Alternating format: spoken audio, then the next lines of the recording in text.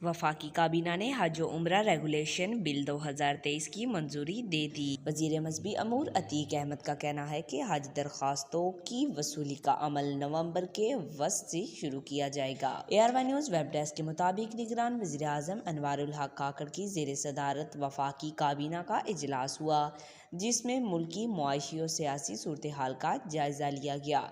ज़राए ने बताया, वफाकी काबीना ने हज व उम्रा रेगुलेशन बिल 2023 की मंजूरी दे दी गई।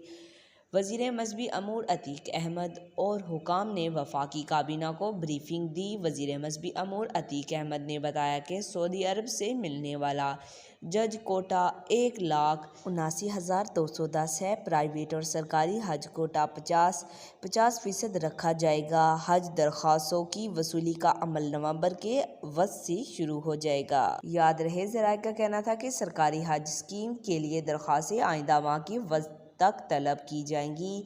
हज के लिए अदायगी डॉलर्स में करने की सूरत में कुरअंदाजी से इस्तिस्ना हासिल होगा।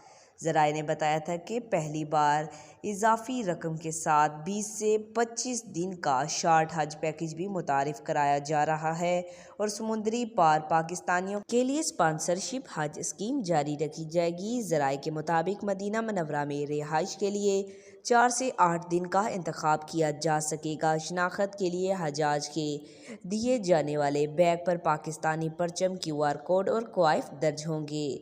आज तक के लिए इतना ही। मज़ीद ऐसी मालूमाती वीडियो देखने के लिए हमारे चैनल को सब्सक्राइब करें।